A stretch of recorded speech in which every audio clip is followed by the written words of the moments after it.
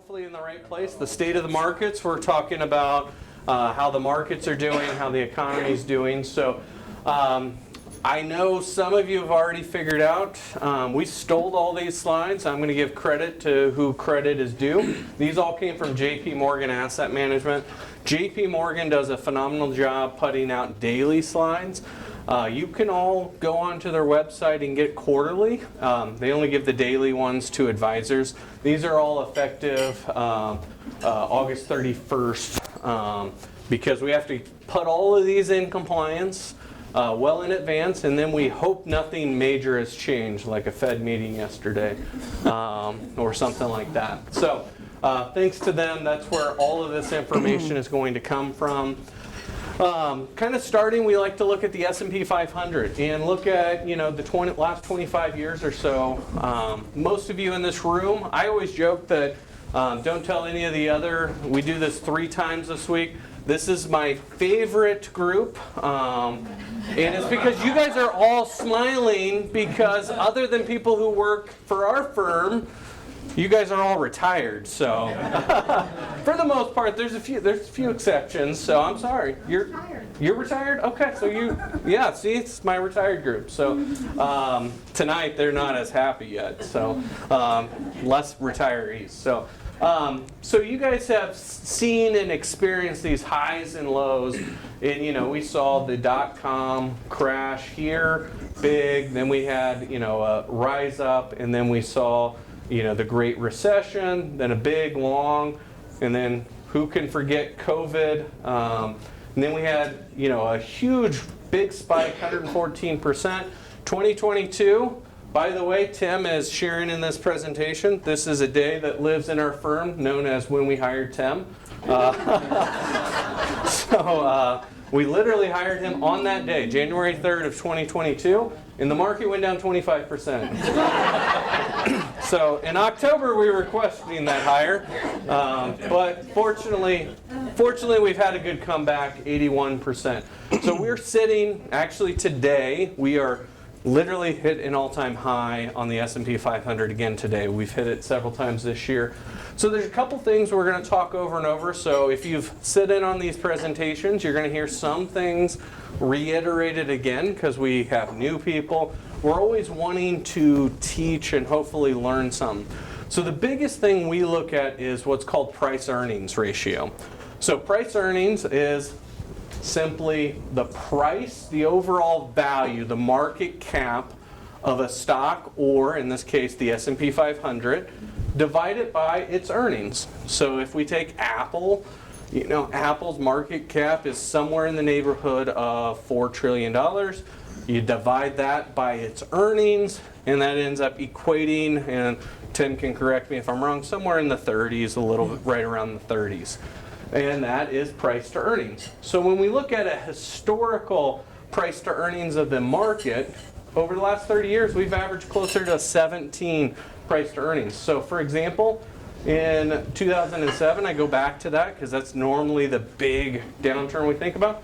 We only had a 15 price to earnings ratio going into that, and it fell all the way down to 10. Now in 2022, we had a pretty high price earnings, 21, and it fell to 15 on that. Currently, we're sitting at a very high price earnings of 22.2. So when we look at that from a historical, basically anything over the green dotted line means we have a historically higher price earnings. Anything below means a historically low price earnings. So when we talk about the market valuation being high, we're not saying it's high because we've hit an all-time high. We would say it's high because of this price earnings is high comparatively. So recently, 2020, we saw these above 20s, and then 2000, not surprising, we also saw those. That was when we had a lot of the internet tech stocks that had really high price earnings. So we're in levels of that. So just to give you an idea, for my engineers out there, 1 standard deviation event, we're on the top side of that. So we're on the top. We're a little above that, so right around the high 10% of all-time markets from a valuation standpoint. Now, that can sound negative, and it can be, meaning, oh, we're priced really high. Maybe that means we're going to go down. It could mean What we find price earnings probably projects more is over a 10-year run, it may mean our expected return's not as high. So if our expected return, or our return over the last 10 years has been closer to 10 to 12%, our return over the next 10 years might be, I'm not saying it will be, might be 8 to 10%. Doesn't mean we're going to have this cliff. It just might mean to get price earnings, if price earnings is going to go back into the 17 range, we may not have the same returns unless, big asterisks, there's 3 reasons we think that we have higher than normal price earnings. And the first one Tim's going to get into. You're noticing Tim's doing all the heavy lifting because I keep referring to him doing stuff. We're going to talk about artificial intelligence.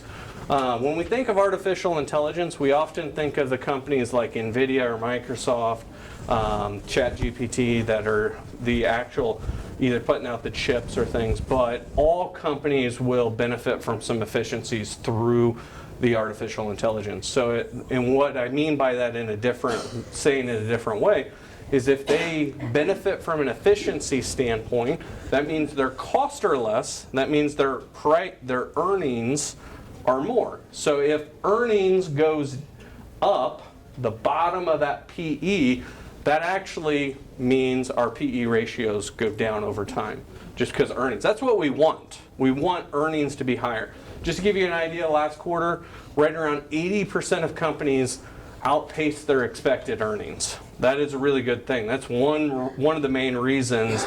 There's a lot of different talk, tariffs, different things, interest rates, but primarily over the last quarter, one of the main reasons we've seen the market continue to rise is because companies are making money and doing a good job at it. The other reason that you could have a higher than normal PE is because interest rates are going to fall. Again, if rates go down, the debt cost of companies goes down. That also helps them make more investments in the future, grow their earnings. And then the final one is a little bit more complicated. We'll get into a little bit later. But the market dynamics have changed, meaning we have far more what I'm going to call growth companies. Those are the magnificent 7 that Tim's going to talk about. 8 out of the top 10 companies are all growth companies. So we're actually seeing a higher percentage from a market standpoint of growth companies, which tend to have high PEs. For example, NVIDIA and Apple have, Microsoft have PEs in the 30s, while companies that are more like manufacturing tend to have PEs in the like the 10s to 15s from that. So those would be value companies. So that's me. Yep. Perfect. So real quick, I am Tim Miller. I am from our Quincy office. So some of you probably have never seen me before. So I know there's a few of you that do go to the Quincy office. And so my vehicle is in the shop in Hillbean Auto Body in Quincy.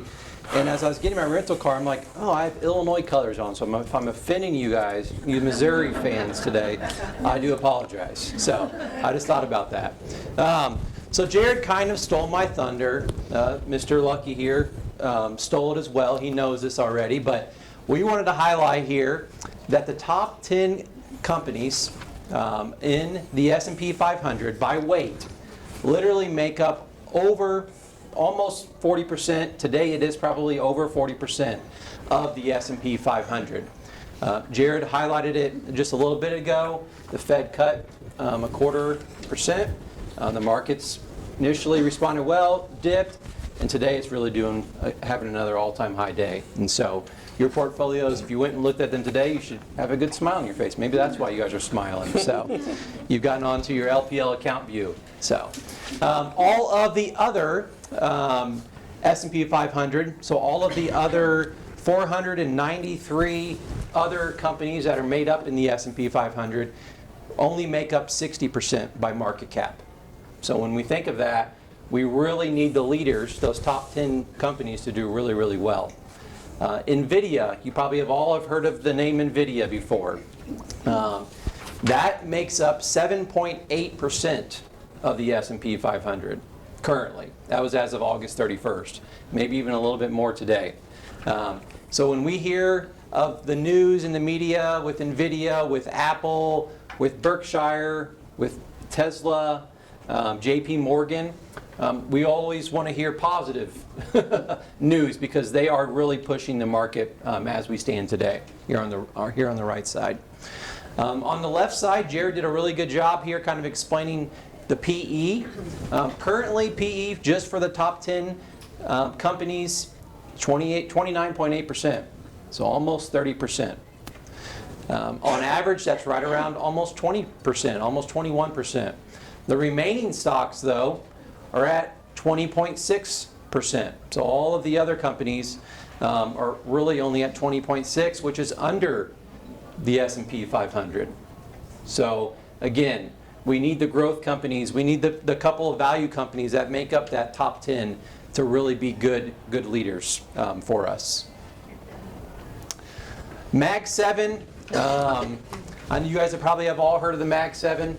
If you listen to the news, whether it's CNBC, MSNBC, Fox Business, they're always kind of relating everything to the Mag 7. Those companies, Apple, Amazon, Google, Meta, Microsoft, Nvidia, Tesla, all companies we probably use on a daily basis. That right now, you look here, the S&P 500 is right at 27% return for 2021. In 2021, the Mag 7, those 7 companies returned 40%. So about a 13% difference. Looking at 2022, if you were invested in just the Mag 7s, your portfolio was down 40%. Diversification, diversification, diversification, right? Now, the S&P 500, if you were just invested in that, you're only down 19%. That still hurt. Don't get me wrong. That would still hurt your portfolio. But when I jump here, what I really wanted you to see is year to date, as of August, at the end of August here, the S&P 500 was up 10%. The Mag 7 was only up 11%. And so what I would be led to believe that we might be starting to see some rotation out of the Magnificent 7 stocks. They're still the leaders. They're still our drivers in the market. But you can see the spread is only at 1% difference between the two right now. So I looked this morning. The S&P 500 is up, I think it was 12.5 or 12.8% year to date. So still doing really, really well. Earnings growth, won't get into that too much. But right down here, the kind of just the performance, the price returns here. I'm going to look at year to date, 2025. Just the Mag 7, if you look at all of them kind of combined, it was down 17%. If you look here, right here in this green little diamond, it was up 12% growth. And so if you stuck in the market when we had that April pullback with the lovely word, anybody know that word? What I'm about to say? It's a T word? Tariff. Yep. If you stuck in there, you're still seeing positive returns for the year, obviously. And so, and it was max up around 30% for some of them. So. Oh, I forgot to say, this is one of my favorite slides, and you guys will understand that later. So there we are. All right, next 2 slides I will go through fairly quick. I already talked a little bit about value versus growth. Just a reminder, value, tend to think, think Warren Buffett, value dividend plays. So he's looking for low PEs, growth, think higher, think Nvidia, companies that are growing a lot. And so we're looking at future earnings more than present. Value, think more present earnings. Growth, think more future.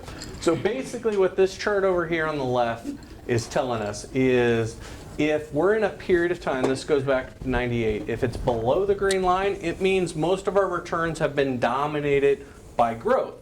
If it's above the line, it means most of our returns are dominated by value.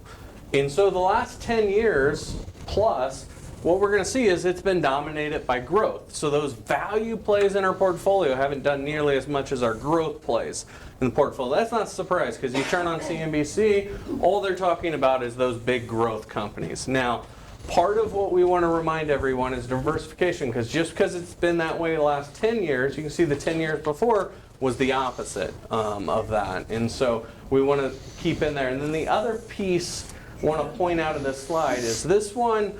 we had our investment committee on Monday, and we went through this, and this was probably the slide that surprised our advisors the most.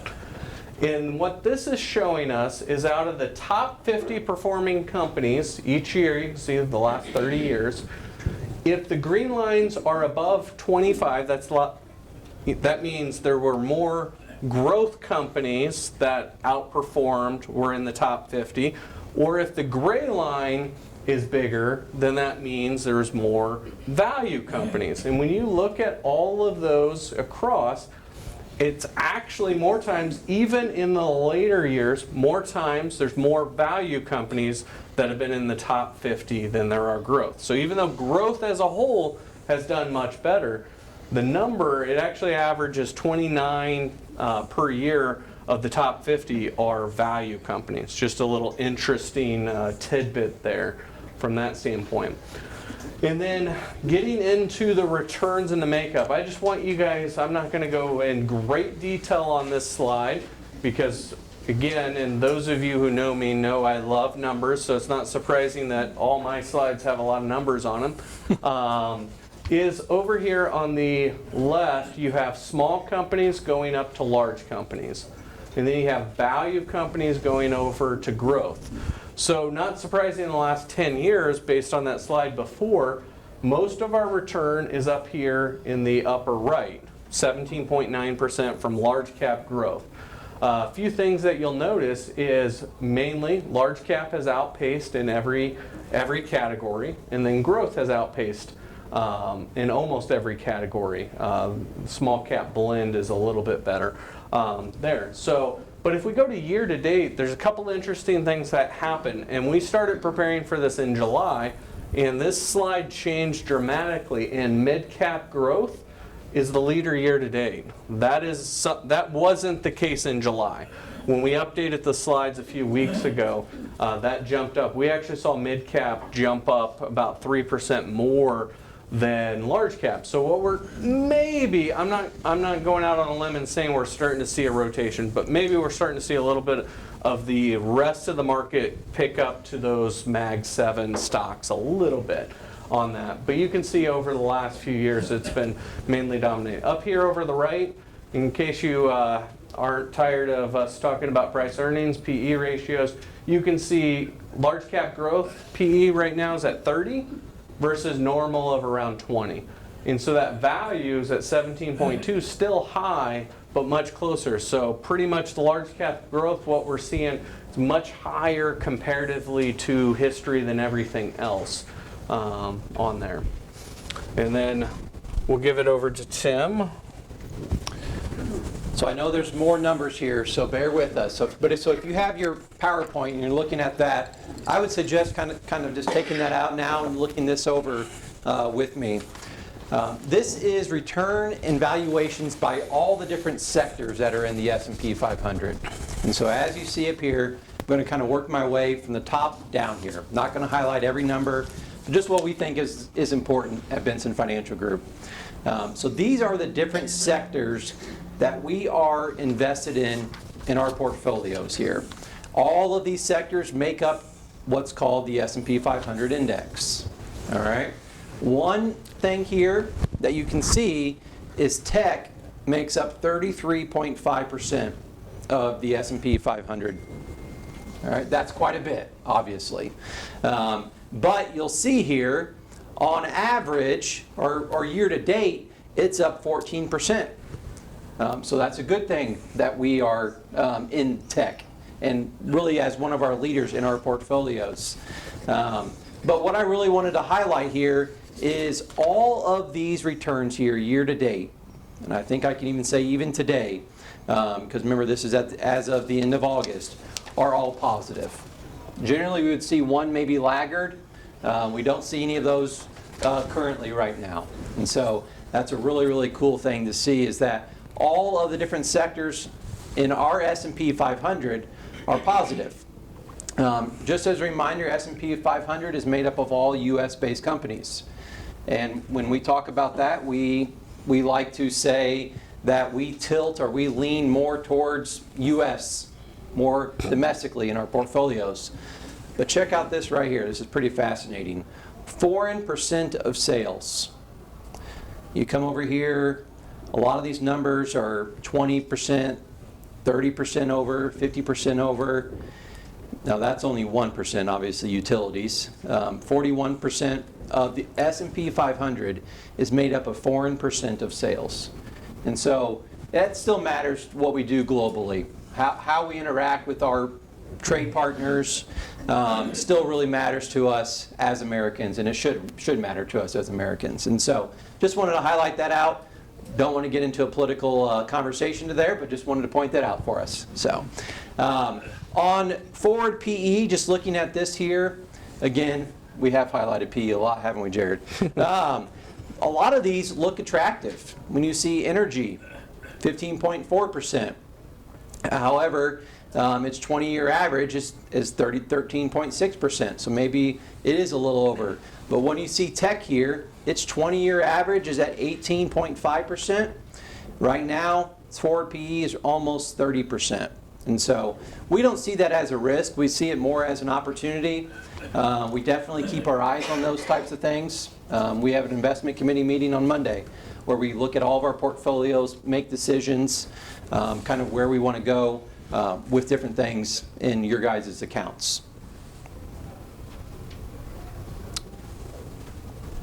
Maybe? There we are. All right, so this is my favorite chart. Okay, I said the last one was my favorite a couple slides ago. This is probably my favorite because I like all the different colors here. So I enjoyed art class. So who here was around 52 years ago? Everybody? Maybe 1, 2, 3. Yeah, don't raise your hands. I don't want to embarrass you. So, I don't want anyone to date yourself. But 52 years ago, roughly, this was going on. Stagflation. Okay, so you guys all probably felt that. If you didn't feel it, family members felt that. That period back in 1973. That's a small blimp when you look back here at this chart here. Small blimp, small little bump in the road. Now, more recently, we had the pandemic. You guys all remember that. Probably were even impacted by it. I know my family was. That's this little blimp. It's not even showing, yeah, here it is, roughly right there.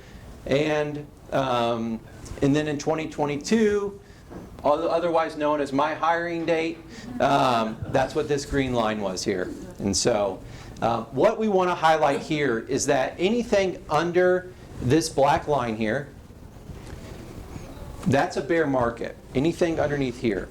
On average, bear markets last 14 months, and portfolios, if you're just in the S&P 500, go down roughly 38%. Negative. That hurts. Now, on average, to be an optimistic person here, this is all of the bull markets. So from the very bottom of a bear market up to the top of a bull market, on average, bull markets last 70% or 70 months, and they return 221%. And so if you've ever emailed Jared or Ben or myself and said, hey, what's going on with the market? It's down 10%, it's down 15%. This is a chart that we might refer to back to, hey, we've been in this cycle before. We've had this season of life before. Let's reference back to this. Now the past isn't always, it's the past is the past. Doesn't mean that's what's going to happen in the future. But we do like these charts because it kind of helps calm some nerves when we're talking about bull and bear markets. Lastly, for my slide here. All right, this is another good chart. So when we're talking annual returns in the S&P 500, all of these red dots here at the bottom, or if you're looking at your PowerPoint, I think they're red on your guys' papers. This is what we call the intra-year decline. And so that just simply means however far the market drops in that year, that's the bottom point. And that's what this red point is here. And so let's reference back here to, let's just do year to date. The market fell almost 20%, but it only fell 19%. All right? And year to date, it's up 10%. And so on average, intraday year drops are roughly 14.1%. Intra-year, I think I said intraday, but I meant to say intra-year. On average, they drop 14.1% negative, but 34 out of those 45 years where we have those drops have returned a positive return. And so again, you'll hear us kind of preach just staying in the market, staying resilient. Obviously, sometimes with some of your guys' portfolios, we have different income streams we're pulling from. And so just remember that when we have different income streams, whether that's, if you maybe some of you guys have heard of bucketing, or some of you guys have annuities, that's what those are built for. And that's what we like to remind our clients about. Oh, Jared gets this lovely one. Yeah. So I like to call this the most boring slide. Yes. And that's a good thing overall, because we want this to be boring. So this is our nation's gross domestic product. So this is what we produce. And what's really interesting, if we go back the last 25 years, we have a really strong 2.1% trend line. And it's almost like clockwork, except when it hasn't been, and I'll talk about that. But that we just grow at 2.1%, which is really good. And guess what we're growing at right now? Year over year, 2.1%. Now, like I said, it's like that except when it's not. And you'll notice the two big dips, I think we all know what those were. Great Recession, big dip, hard. COVID, big dip. It's very interesting to see us. We just jumped right back on that track line with COVID, though. Just right back where we were, made up the difference in there. On that. The other thing to point out on this slide is where our economy, where all of that gross domestic product comes. Consumption, 68%. We are a consumer-driven economy. We consume stuff. We just consumed a whole lot of chicken and fish, and we consume a lot of stuff in our country. So that's a lot of what that is. Looking at unemployment, and Tim's going to get into some inflation slides and update on inflation. And I was remembering 3 years ago, by the way, Ron and Betty, I think you guys were sitting in the same seats 3 years ago when this was a really hot topic, and spent a lot of time on wage growth, wage inflation. But what we can see is, historically, our unemployment rate's at 6.1. Currently, we're sitting at 4.2. One of the big issues that we had when inflation is wage growth spiked up at 7%. And it was hard to get inflation in control when we have to keep, hiring different workers. I like to joke that, the General Mills employee might have went to Watlow or vice versa, and they're fighting over the same employees, just giving them higher and higher wages. And it's tough to have any base. But we've seen that wage growth fall into more of a normal line, right on the normal trend of 4%, 3.9 now. So that is in a much better spot. I'm not going to get into the validity. I know there's some different numbers you can look from unemployment and different things, but overall it's a good, more of a trend. Don't get too caught up on 4%. Look more as a trend line of where those numbers are. And your favorite slide. So Brian asked me earlier, what do I think of artificial intelligence, AI? So has anyone here not heard of AI? Probably not, right? We go into Walmart, there's probably AI impacting us there. We order something on Amazon, there's probably AI impacting us there. You meet with your advisor at Benson Financial Group, there's probably AI, they're probably using AI in some way, shape, or form. We are, just so you guys know. And so this is not anything new to us. And to be quite honest, some people ask us, do you think it ever scares you guys for your industry? It doesn't. It really doesn't scare us. In fact, we actually kind of lean into the curve there. We either got to get on the boat or let the boat kind of run over us. And so what we wanted just to highlight here with kind of artificial intelligence is looking at just how much companies are spending on artificial intelligence. And so in my opinion, I don't think it's a bubble that's going to go away anytime soon. Maybe it gets talked about less sometime. But when you look here at Alphabet, Amazon, Meta, and Microsoft, the 4 main AI, what they call hyperscalers.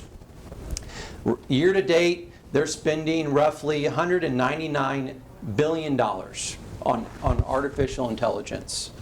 Going out just a couple or 2 or 3 more years, they're expecting to spend almost $406 billion on artificial intelligence. Okay? And so that's quite a big impact. They're doubling, they're in just 3 years, they're expecting them to double what they're doing today. And so I don't think AI is going to go away, whether we get nervous about it or whether we want it to or not.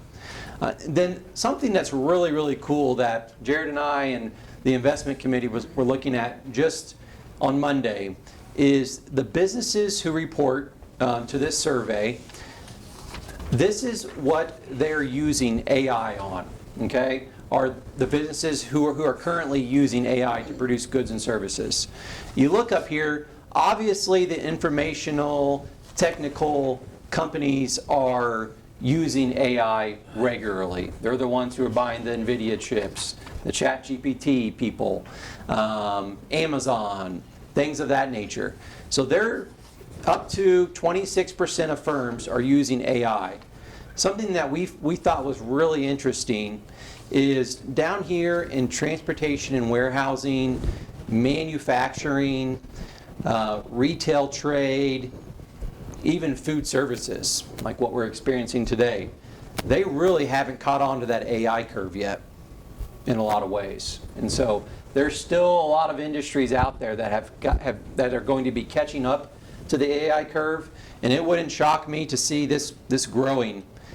I mean, if we came back and looked at this next year, I would expect to see a lot more of these numbers kind of to be out here further. And so I really don't think AI is going to go away anytime soon. Inflation. This is not my favorite slide. So I've had a lot of other favorite slides, but this is not one.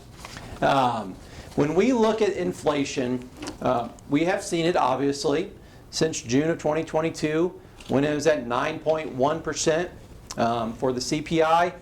It's come down quite a bit here. Okay? Now, as of the August 31st, it was sitting right at 2.7% at the end of July. And so we see here, because a couple of things I wanted to point out is really shelter has stayed pretty sticky. Housing has stayed pretty sticky.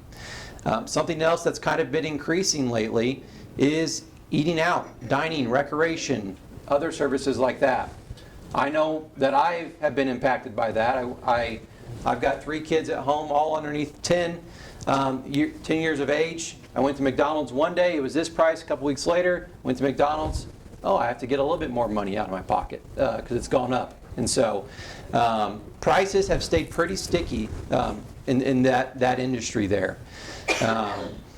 Obviously, auto insurance, if you're like me, my auto insurance, they show it kind of going down. I didn't feel that effect. I saw mine go up. Maybe that's why my car's at Hilbing Auto Body. But then something else I noticed here is even groceries, food at home.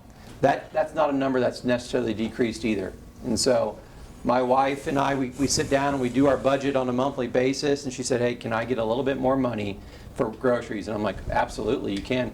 You're the one grocery shopping, so I'll let you do whatever you need. But I went with her to Aldi, and I was amazed how much we had to spend on the little bit we got. And so some of you are shaking your heads like you know what I'm talking about. So there you are. All right. So Tim, you're saying that this meal is more expensive this year than it was last year? Yes. Yes. Okay. Need to consider that now. Yeah. All right.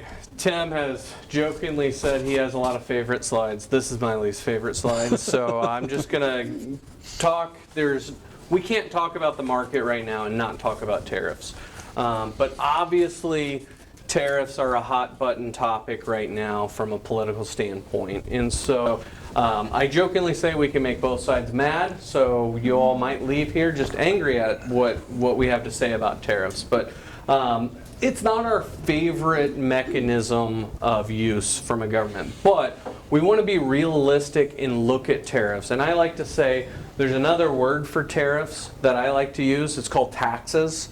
It's a form of tax. We believe the tariffs will all be pushed onto the consumer over time. We will all pay for those in a little bit higher inflation. I don't want to make that sound like this, like we're going to go back to 9%, but maybe some higher inflation. But I also want to keep in mind that tariffs are not a new thing. Our country was founded not on the personal income tax. That did not come into 1913 was when the personal income tax system came in. But tariffs, if you look back in the early 1900s, the average import was over 25% was a tariff. Then we saw World War I, tariffs kind of went down. We also had the income tax system come in and then went back up. Then after World War II, to help the world kind of recover, we dropped tariffs, and then we really got into globalization in the 70s, 80s, 90s. And then we didn't really have a pivot to that until 2018 when President Trump put the tariffs on China. We saw that spike. But if we look at this, we were around 2-3% tariffs overall prior to April. On April 8th, our expected tariffs went up to 30%. So if you're wondering why the market got all jittery at the first part of April, it's because of this. That is a significant number. Now, since obviously there's been a lot of different changes along the ways, and as of August 31st, the expected tariffs are more in the 19.2% as presented. And so our opinion on tariffs is it's not the worst thing, it's not our favorite thing, but it's another form of tax that we will pay. It's just a different form from that standpoint. But now, obviously there's some unknown, and I'm just going to talk a little bit about the unknown, but so the current expected 10-year budgetary outlook on tariffs is $2.4 trillion. That is the current number. And as most of you probably are aware, the courts are battling against some of the Trump tariffs. That number that is subject over the next 10 years is $1.7 trillion. So it is a significant number. The Supreme Court is going to meet in November. This slide may look a lot different after that. It may look similar.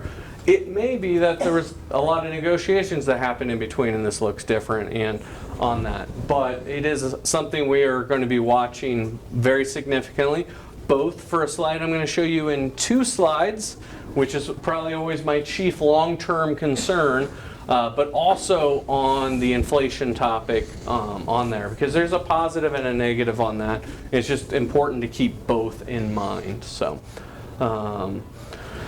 Consumer finances, kind of looking at this, the consumer has maintained resiliency. And when we look at different things, so we can see the makeup of where consumer funds go and things of that, the liability, the mortgage makes up most. What we like to look at is a couple different things. We look a little bit at the debt service ratio, where are we trending? We look at it less, don't think about 11.3% because I like to jokingly say Elon Musk is in that income number, and I'm sorry, he makes a lot of money, so he affects that number, but it's more the overall trend. And so it's not surprising that in 2000 we saw that debt service go down because the government was writing a lot of checks. A lot of money is pumped into the system.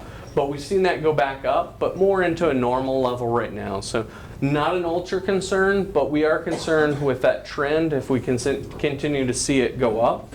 Probably what we're looking at more is a good indicator that the consumer is feeling the pinch is if they're delinquent by 30 plus days. Now the color that jumps out at you is this like burnt orange or red. That's student loans. When they didn't have to pay them for a while, it's hard to be delinquent if you have no payments. But guess what? It's surprise, surprise, we're going to make them pay. It jumps up. It did jump up a lot. That was just years of deferral there. But we've seen, since inflation, we've seen credit cards go up. We've seen mortgages go up and auto loans go up on there. But nothing, especially the mortgages, the blue line, that would be an important factor. We haven't seen that go up above an average level, but that would be something we'd be watching. Those of you who have sit in on these before know this slide's coming. Federal finances, I like to make everyone aware.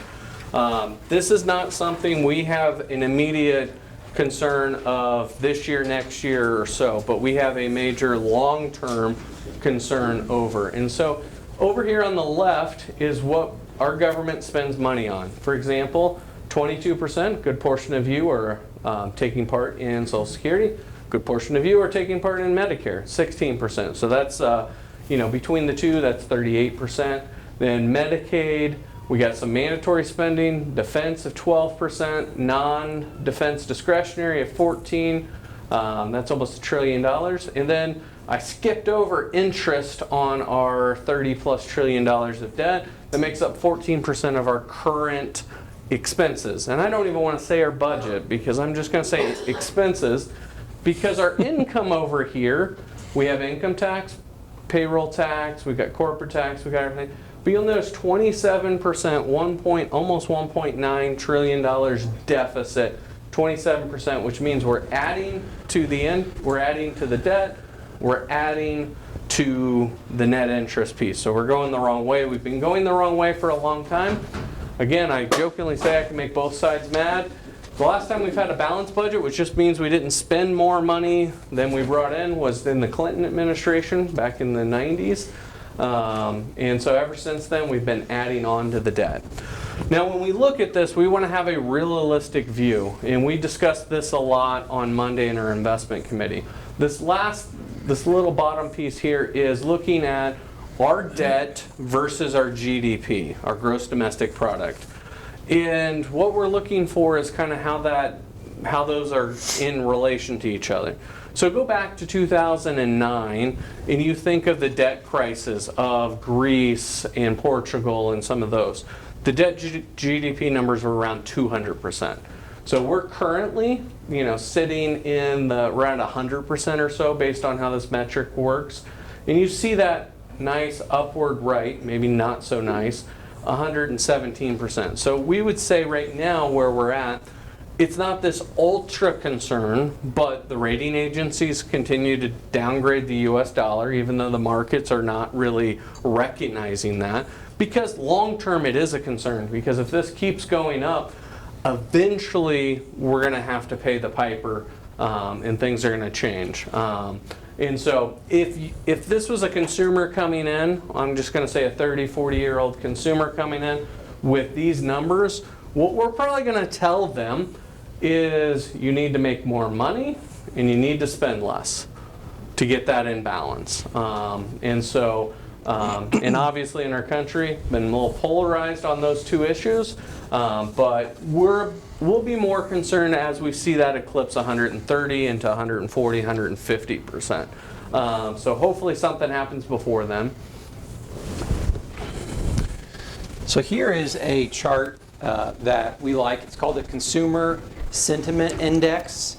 It is put out by the University of Michigan on a monthly basis. And all they do is they have different people that they send a poll to. And they ask them, I don't know the exact question, but it's a question like this. How confident or how do you feel about the market? Do you have an optimistic viewpoint of the market, or do you have a pessimistic viewpoint of the market? And they compile all those numbers together and they get this right here, this chart here. And so what you see here, you see there's a blue line, obviously average 84.1%, that dotted blue line. Anything above the blue line or just up on the top, that is where people are optimistic. Anywhere down here, you see, this is where people are pessimistic about the market. And so what we wanted you guys to see here is kind of, I haven't thought of the right word yet, but it's the opposite. We'll just use the word the opposite. When people are optimistic about the market. So let's look at August 1972, March 1984, January of 2000. More recently, people were, or go to January 2015, and then more recently, April 2021, people were pretty optimistic about the market. When you see that on the 10 sentiment peaks, going back from when you were the most optimistic in the market, the S&P 500 has only returned a 3.9% return. All right? Now, when we look at all the troughs down here, all these little blue dots here, most recently, June 2022, the S&P 500, if you buy when most people are pessimistic, they're saying on average, looking at 12-month return, your 12-month return is roughly 24.1%. And so you probably have seen on MSNBC, CNBC, Fox Business, you know, all of those analysts, they throw up the red screen. They're flabbergasted. They're saying there's turmoil in the market. This is kind of when they're doing that on these blue dots here on average. And so what we wanted you just to see is just, again, maybe Jared's given me this, but just to stay in the market, because generally this is when people are selling in the market and they're missing out on these 24.1% returns because they're getting out near the bottom. And so just wanted to highlight that for you guys here. Back to yours. Oh, I know everyone is here to talk about interest rates. It's everyone's favorite topic. You're here. No, you guys want to talk about stocks, but we have to talk about interest rates a little bit because the bond portfolio is part of our retirement strategy, especially looking, and it affects the stock market too. So, and we decided to do this seminar right between, with a Fed meeting right in between, just for spice it up a little bit so that interest rates a little more prominent. But Fed funds rate, you can see the history up here. But what I want to focus on is the blue line is what, at least prior to yesterday, what the Fed had been telling us they're going to do, which is lower interest rates, but over time. The green line is what the market's saying, like, hey, we don't believe you, Fed. We think it's going to go lower on that. So we are expecting the Fed, they did lower it 0.25% yesterday, and they also telegraphed 2 more cuts this year, which did surprise us a little bit. One of the big narratives, and again, this is getting unfortunately into the political space, but has been the tension between the Chairman Powell and the President. The President obviously wants lower rates. Powell has been a little stickier and a little bit slower, and there's been some media all over that. Not saying this is right, just saying the fact. This is what the assessment we're looking at. Chairman Powell, term comes up in June. He will be replaced at that point. It is an appointment from the President. It is very likely the President will get what he wants in lower rates. Our assessment is we may even see rates come down quicker than that into next year. And so with that, what we're thinking and what we're changing the portfolio is the longer you go out on bonds, and I'm going to point out here, this 30-year Treasury over here, that's the long of the long end. When rates go down on that 30-year Treasury 1%, you get a positive 20.9% movement right now. So what I'm saying there is if the 30-year Treasury is sitting at 4.9 and the new rate is now 3.9 because the market has moved, you get your Treasury is worth more. So we're actually going longer because we think rates are going to come down even on the long end a little bit. But we're going to be nimble because once we go down quickly, we think we may go back up, because on the other side, and we're not going out 30 years, so you don't need to worry about that. I'm just pointing out the far end of the curve. But if rates were to go up, that same 4.9 goes up to 5.9, then you have 11% drop in Treasuries. And as we all know, in 2022, we saw rates go up. We saw them go up rapidly. We saw our bond portfolio have its worst year ever. And then the yield curve, a normal yield curve is up and to the right, okay? We've had an inverted yield curve for a while.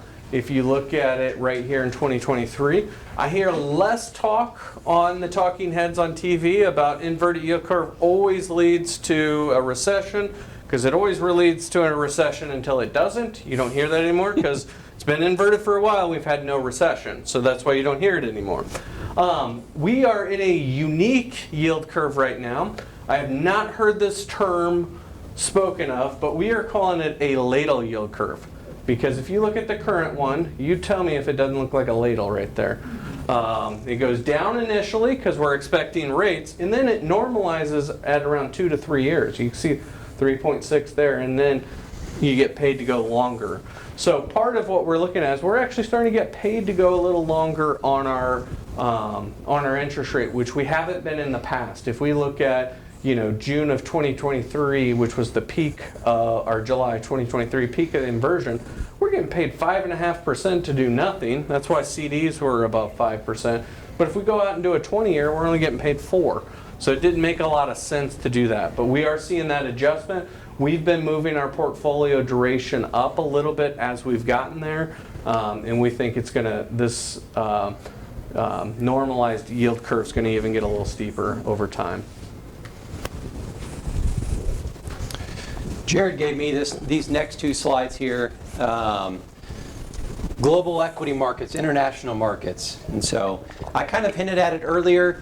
We would still lean more towards domestic companies. But as you see here, if we didn't have any international portfolio or any international exposure in our portfolios, we would have missed out on a pretty good gain this year.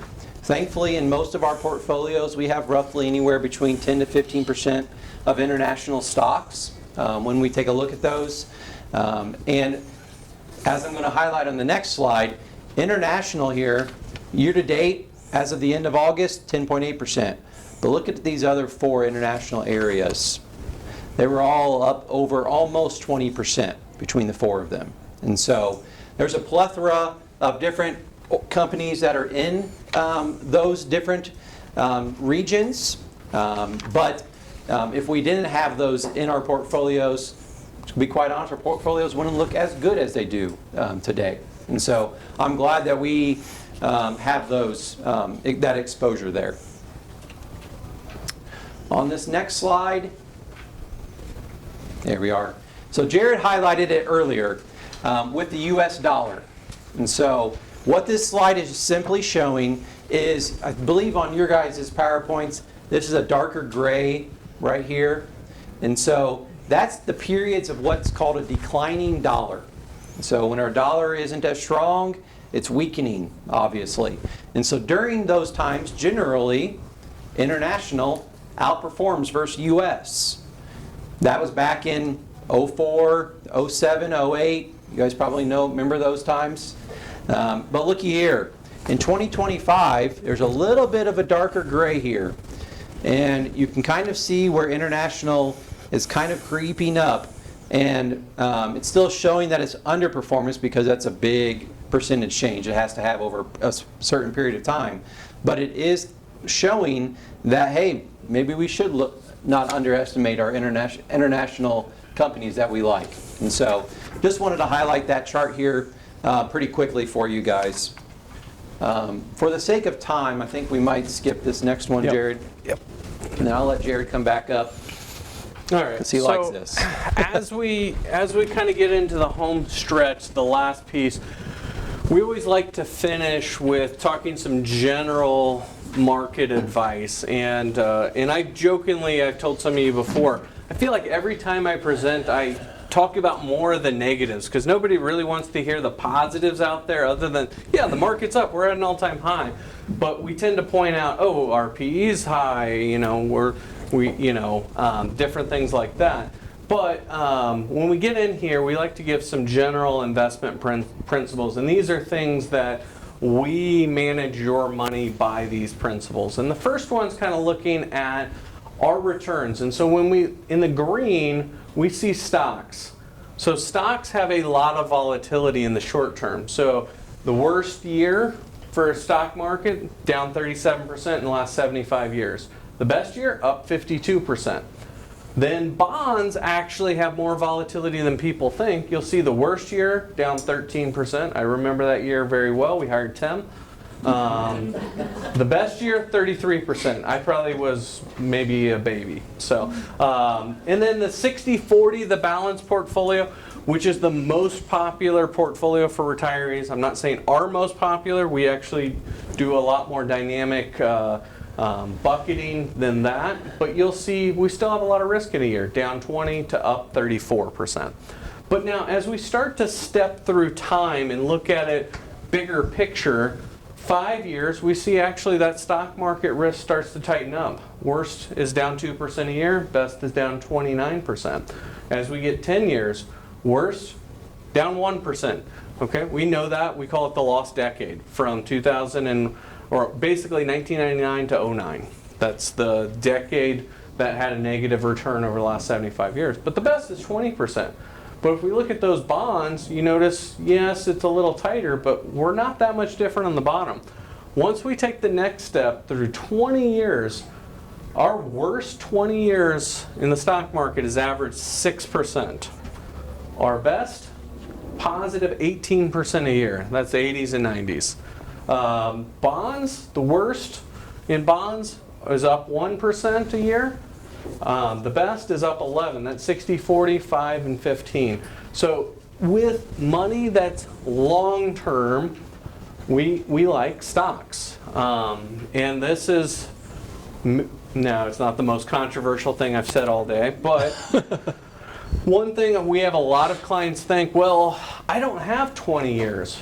And, you know, I'm not putting you guys all in this camp, but I would argue that you're not going to, hopefully you're not going to spend all your money. Some of it's inheritance for your kids, and they do have 20 years on that. And then a lot of you have a lot longer than you think, because just because you're using the money, we a lot of times will take less risk in the next 3 to 4 years. We're getting ready for those downturns. We don't want to spend and sell when the market's down 37%. But we want to capitalize on these higher returns long term. So these next two slides are just showing just a little bit about kind of change in purchasing power and then also when to invest. And so real quick, this chart's showing it from 1994 to 2024, the annual returns of the portfolio. So roughly around 30-ish years. And they're saying if you invested back in 1994 with $10,000, inflation adjusted, of course, and you invested in large cap stocks and small cap stocks, you'll notice small caps are at $81,867 is how much you would have. If you invested in large cap stocks, $79,189, you'd have roughly, just with the $10,000 over the last 30 years. Now, if you only invested in corporate bonds, you'd still be happy. $23,182. They've paid you your interest. They've done what you wanted to do. But take a look at cash here. And these are invested, what they're showing is reflecting T-bills. They're actually saying for inflation adjusted, you'd have less money than you did back in 1994. You'd only have $9,198 left. And so, although there's more volatility in these stocks here, there's still a lot more growth opportunity, as Jared was just showing you guys with those green and blue charts. So this is just a fun little chart, especially right now. As far as we know, the market hasn't crashed while we've been in here. No one's raised their hand and said they have to go ask us to sell, so I think it's still doing good. But we get this question all the time. Sometimes people get a little bit of exasperated over it, is what do I invest at an all-time high? They get really, really nervous about putting their money in the market at an all-time high. What this is showing is that an all-time high is simply a point on the roadmap, and you don't know what it's going to look like in 5, 10, 15, 20 years from now. It's just simply a point. And so what it's showing is that well, at the end of August, there was 20 all-time highs, and there's been 23, 24 now since even the end of August. If you invest at an all-time high and just use that as a floor, they're saying 80.9% of the time your return is going to be return positive over a certain period of, your average cumulative return will be positive. And so what this is kind of showing is that, again, like I just was saying, it doesn't really matter when you invest, just invest. I wish it was just that simple. I know it's not always that simple either. So, but I like showing that just over a 5-year period, kind of an average time, 80% of the time, almost 81% of the time, your return is going to be a positive return. And so something just cool, kind of neat to look at. All right. Second to last slide is capital gains. It's looking at, we get a lot of questions, why do you guys like ETFs, exchange traded funds, or also known as index funds? There's a host of them. I'm just going to talk about it from the taxable account side. So whether that's in your trust account or a joint account or an individual account, this is a really compelling use for not being in mutual funds but being in index funds, which part of our transition last year to taking over portfolios ourselves was to transition everyone into these models, because not all of our previous companies were fully on board there. But what we see is in the left, these are capital gains by that category. So the far left is index funds. It's passive ETFs. That's what we use. We don't even use the active ETFs. That is the next best. And then we have passive mutual funds. You notice that's a lot more capital gains distribution. And then active mutual funds, think American funds, some of those, much more capital gain distribution. The reason is mutual funds have to, if the trader inside says, hey, I want to pare back my NVIDIA, and NVIDIA's been on a tear, they have to send that capital gain taxation to you. Index funds work a little different. They don't have to. It's one of the perks of index funds. So they've gained in popularity since the 90s. There is a ton of flows from mutual funds into index funds, but we just like to show that in case you were wondering why we like, Spiders funds, iShares, and Invesco on our ETFs. That is why from that. And then our last slide, I'm required to read this, Jake? No, I'm not. All right, thank you guys. You guys are always the big smiles audience. So if you have other questions, feel free to hit Tim or I. We appreciate it. So thank you. Thank you.